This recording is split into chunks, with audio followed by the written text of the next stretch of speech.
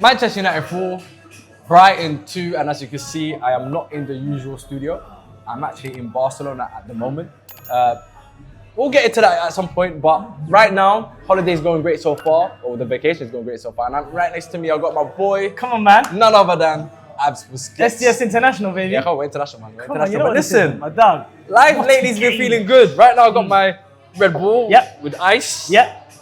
You know, I feel different. Recently, I'm not gonna lie to you, I've been feeling a bit different. You know, you know who else is wins feeling on the different bounce. Yes. Man United's feeling Yeah, different. Man United are definitely feeling different. Talk to me, man. Talk to me about that result. 3 wins on the bounce, like you say. Very, very impressive. Today was probably our most convincing win I've seen under Amorim, if I'm being honest. A lot of the individual players coming up big. Sene Lamens, again, another good performance. It's just, sometimes you've got to start at the top and Every time I hear that name, man, tears start coming to my eyes. Every time you hear his name, you start crying. Every time, bro. It's deeper than this. No, life's changed with him. Genuinely. But yeah, from beginning to end, I felt Brighton actually had some early chances, to be fair. They did. And I did think, obviously, with our history against Brighton, them being our main bogey team for the last couple of seasons, I was concerned, and I'm sure we all were coming into the game. But I predicted a win before the game because I thought this in general with our recruitment in the summer, if in doubt throughout the season, these quality players can get you through games. Like, my mind always goes back to the time under Oli. We were able to finish top 4 without a consistent, clear way of playing football. Yeah. Because of the top end quality that we had on the football pitch. And again, Mbumo, Sesko, Kuna with the opening goal, Bruno, Ahmad. 5 out of 11 are game winners. 5 out of the 11 players on your pitch are game winners. Then you add to the fact that Casemiro is in really good form right now. And the defense they're stepping up. I have to be honest, they are stepping up as well. So I have to give them all credit. This is going to be a lot of compliments in this video from me because I think the boys did unbelievably well today. No, 100%. I agree with you, bro. I think the football today was fluid. Like, it wasn't even football, it was footy ball. That's what I call it. It's footy ball. Footy ball. That's what I was seeing today. But you know what it is? I think you touched on it very, very well.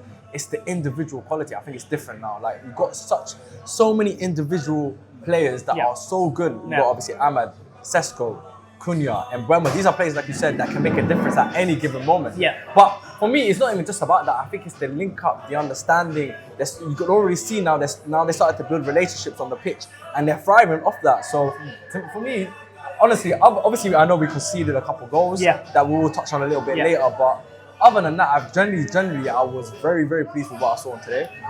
You know, obviously prior to this, obviously with the way the season's gone, I never thought at any point that the players gave up on the manager. But what we definitely can agree that we saw is that they lacked confidence in terms of their confidence in the system. Yeah. That was something that was a lot more apparent, especially over the course of the season. Which is why, obviously, again, it does come down to the manager and whether or not the players buy into it. You have to convince your players. Exactly. But today, it looks like they've completely bought it, bro. 100%. That's one thing I can definitely say, more than I can say last week, more than I can say about the Sunderland games, that today showed me that. Under his whole time here, for being honest. Yeah. They really understood the game plan. And I have to give credit to that because I agree with you. I've got to concur. I never felt at once these guys would have turned their back on it. Even in the Grimsby game, I didn't feel as though they had turned on their manager. What it felt like is that maybe in training, some players would have raised eyebrows. Yes. Am I really best profiled here? Or maybe they'll be listening to what people are saying around them. Am I best profiled here? And to me, in my opinion, obviously, from what I believe, I think some of them are probably right in believing that. Yes. But the point is, they never ever were not applying for this manager or not running for this manager. And all those constant demands that he's had of them, I can't say that he hasn't been able to get effort out of players. Yeah. Because, to be fair to him, it's because of his ruthlessness as well. Yeah. No. Because he's been very, very fair in saying, if you haven't given me that level of effort, you won't be playing for me, you won't be playing for this unbelievable football club. So the choice is in the hands of the players. Every single one of those players seems like they have agreed and bought into that. And what we saw, especially in this game, is them committing to the details of these things. We've seen in the recent weeks now, Ahmad and Mbuemo's partnership on the right-hand side. Facts. If you remember Ruben's first ever training session, we saw Anthony playing as a wing-back and had relationships with Mount in right tens. And for example, you saw all this kind of stuff. It seems to be settled on Mbuemo and Ahmad right now. One moment that really stuck in my mind was when there was a cross coming from the right-hand side to the back post, and Mbuemo had filled in for Ahmad's right wing-back and he did a header at the back post. Yeah. If Mbuemo, who got 20 Premier League goals last year, is showing the selflessness to run into the back post, another player, Kuna, who was making last-minute challenges in his own box when he's supposed to be the number 10 furthest forward in the pitch with Sesko, it shows that these guys believe and trust in this manager. Whether I agree with that or not is not important. And the fact that they're willing to players work do. hard, bro. I think that's what Manchester United fans appreciate the most is when they see players give 100%. You know, one thing Man United fans will always credit and will always recognize is hard work. That's one thing that Man United fans will always recognize. And I feel like when you have 7, 8, 9 players all working their socks off, bro, there's not much more that you can ask for, and you end up getting the results that you got today. So for me, it was obviously, yes, we conceded some sloppy goals towards the end, especially, the free kick, Lemez could have done better. Yeah, that's probably his only black mark on his Man United career so far, but it's not really a huge deal to make out of it because he's been so good for everything else. Every one of his actions have been so clean. 100%, and I felt like the second goal was a little bit sloppy as well. But again, it's a work in progress. Right now, we've got 3 games on the bounce. Yeah. Life's changing a little bit. Life's changing. Because listen, hey, 2 more wins, and that brother might have to cut his hair still. He's mad. Where's that brother, man? United's friend. Hey, you need to find a barber now. You need to find a barber from now, I'm telling you. Because the way momentum's going right now, you're going to have to start talking to us a little bit nice. Because I've seen the table, by the way. Oh, no. I've seen the table. What's it saying to you? Table's saying we're 3 points of Arsenal, sitting in top 4. Oh, no. Arsenal fans. Oh, no. Check your shoulders, man. You might have to scare. All your Arsenal boys, check your shoulders, man. City, Man City, check your shoulders, man. Sunderland, just hold your time there. Check your shoulders as well. But listen, obviously a couple moments in the game. Kuna finally got his first goal. Huge moment. He finally got his nut. He'd been waiting for that moment, bro. Because I felt like he was getting a bit too desperate. Take a touch. Or like at times I was thinking, take a touch. But today, I felt like the floodgates opened. He's moving charged. He's moving charged. But finally the floodgates opened. And I'm kind of glad he's got his goal for me. I think that's going to not necessarily make him more relaxed, because I don't want him to change his game, because I like the way he presses, his work rate, I like his determination. He's got no fear. And I like the way he plays. But at least now I feel like hopefully with that goal, his decision making comes a little bit better. I think that before he was just trying to shoot on sight. So hopefully that's a moment that kind of, eases him a little bit. I think last week I made a TikTok, I think it reached 100k views. It shows that a lot of people agree. Where I spoke about what Kuna... You didn't say 100k though. You didn't say that. You didn't need to say that. You didn't need to say 100k. The stats, analytics. Okay. Sorry. Just put it out there though. What is that? 100k. 100k ticks. That's mad. You hear what I'm saying though? 100k ticks. Good. About Kuna being a Maverick. And what, because I had this conversation with some non-Man United fans before, when he signed for us. They're like, no, I don't really see the Maverick shout. The reason why I think he's a Maverick is that he's not fazed by all this. And do you know what I feel sorry for? All of those people who are getting ready to start agendas on him.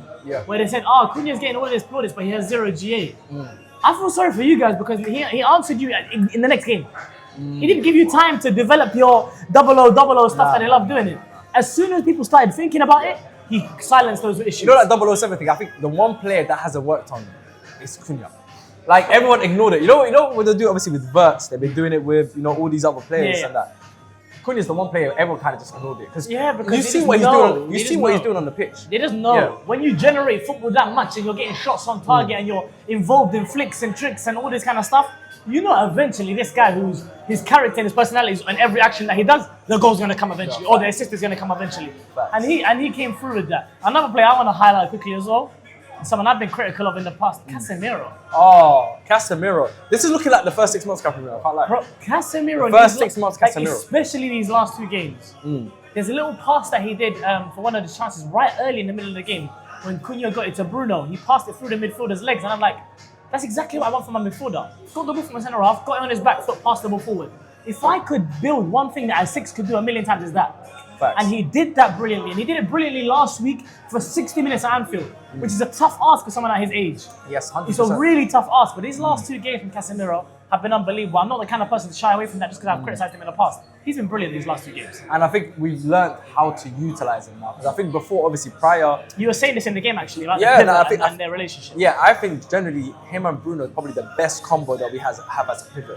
I'm not saying it's... Ideal, but out of all the options we have, I do generally believe that when it's Bruno or Casemiro, that's probably the best options we have in the position. But also, what's more important for me is that we know now how to utilise Casemiro. We noticed, okay, 60 minutes, you're going to get an unreal Casemiro for 60 minutes. Once it passes that 60 minutes, brother, come on now, brother. Get off the pitch. Come on now. Now we need to get fresh legs. He looked shaky when he came off, though. Yeah. And it did need the Ugarte sub just to put some legs in there. It did. And I think that's where the goals came from as well, with the subs coming on, because obviously them men have not been playing the same amount of minutes, which is understandable. But I understand why he went for Kobe there. You got to give him a chance in a game that we're winning. Try and give him a chance to try and create more chances as well. Something else I noticed, and I don't know if some of you guys noticed this as well, why it really worked well in the midfield as well. Because sometimes Bruno goes and he joins the press, right? And then Casemiro has a lot of space around him. An issue that he faced under Ten Hag as well. What I noticed today, and this comes back to what we were talking about earlier, of them buying in, Luke Shaw was almost stepping into midfield. Yes. He was jumping out of that back five and was next to Casemiro at times. And that fluidity and them changing between that 5-1 and making it a 4-2, I'm not saying that it's something that I've seen so often, but if we continue seeing that, then it's proof that he's seen a problem and he's addressed it. I agree. I have to be fair. I have to be fair when I see what's You're right. My opinions on this manager aren't relevant at this point in time because it's not the conversation. But it hasn't changed. But when I see something that's been changed on the you need to give credit. You need to give credit, bro. I'm not gonna lie to you. These past 3 games, regardless of what your stance is and what your position is with Ruben Amorim, you have to give him credit. You have to give him credit because the way he's managed these games, especially the in-game management, which I feel like a lot of people criticized previously. Fairly. He's done amazing, and I think he's finally worked it out. I think he's finally sort of worked out a formula now that kind of, if that's basically getting him.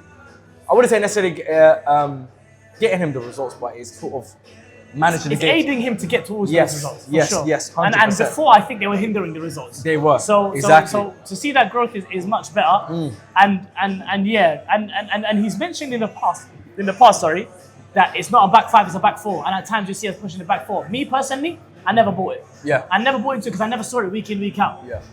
Couple of times now, and I think this is why Luke Shaw's getting a lot more minutes under him as well, because he's the one that's really makes sense for him physically.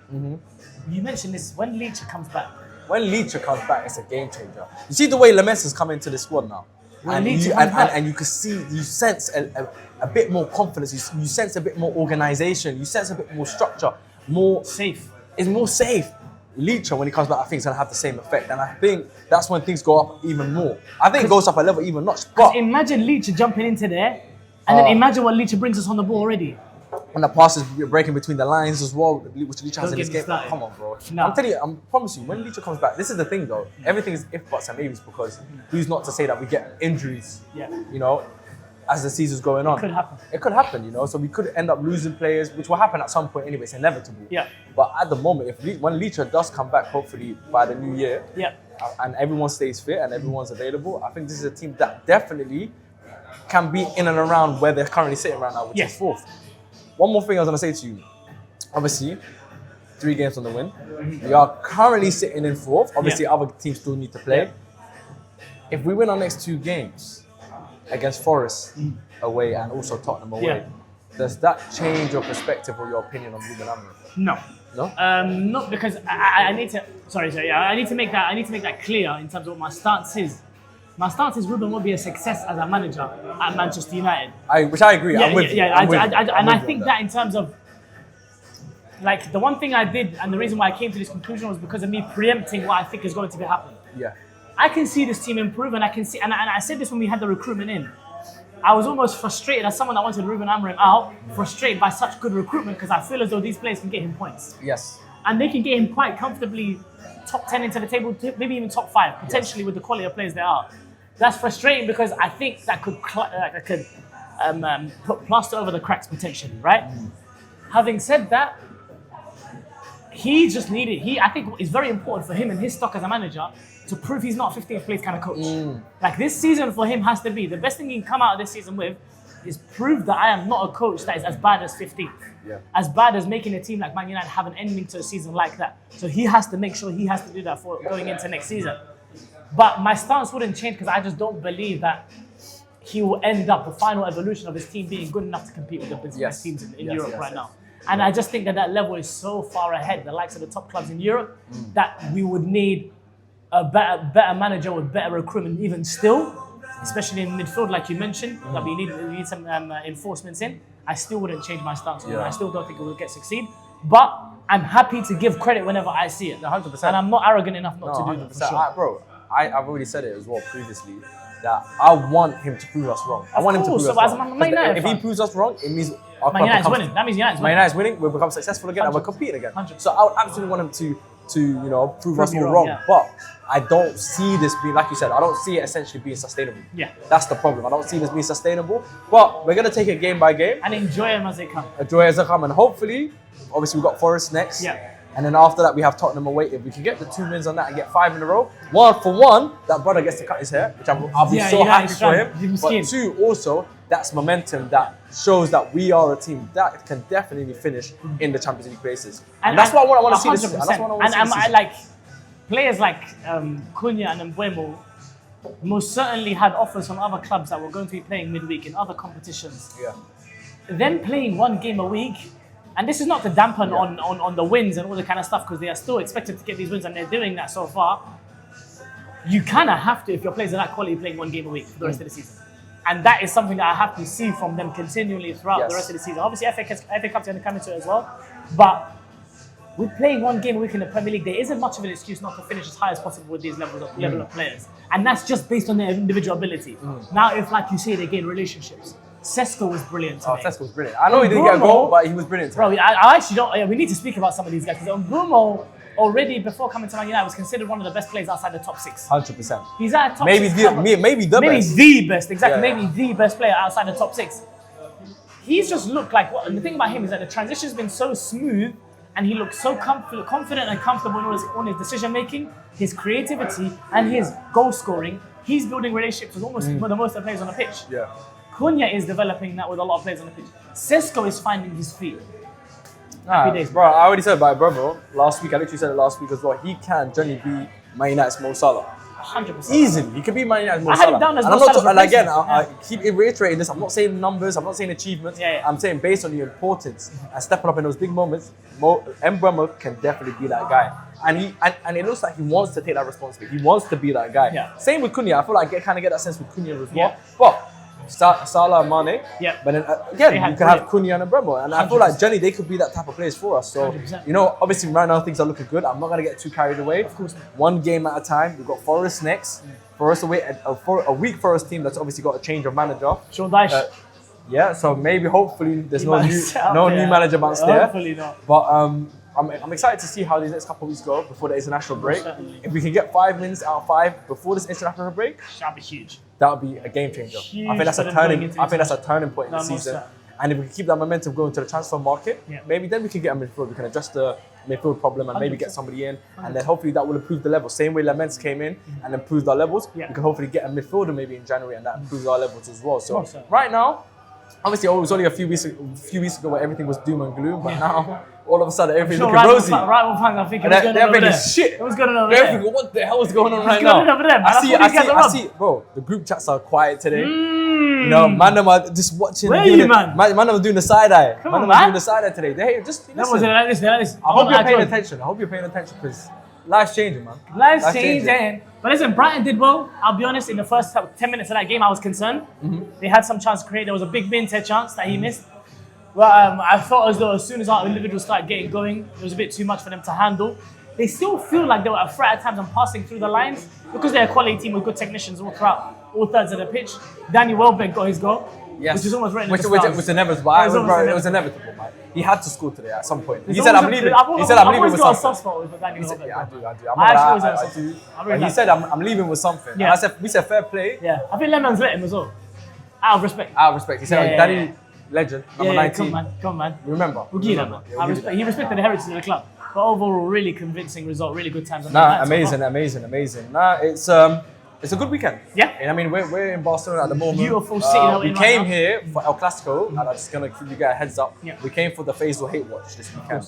You know, So we be didn't ready want to for go that. Madrid because we think, nah, I'm not a fan of Madrid. No. So we thought, you know, we'll come Barca Yeah. and we'll do a Faisal hate We'll watch support out them from here. Even though the 100%. game's in the Bernabeu, we're going to support Barca from here. from here. So you know what? Sending good vibes over. Nah, definitely. For But sure. appreciate you Brother, jumping on. come on, man. Anytime, man. Big up And Liban each and every hopefully- time. Yeah, and Keep showing the love as well. The channel's growth has been unbelievable. We're seeing the growth right now. Make sure you're part of this movement. It started now, it's going to the moon. yeah. Stop glazing though. But listen, Yeah! stop the glazing though. Yeah, but listen. Until next time. Peace.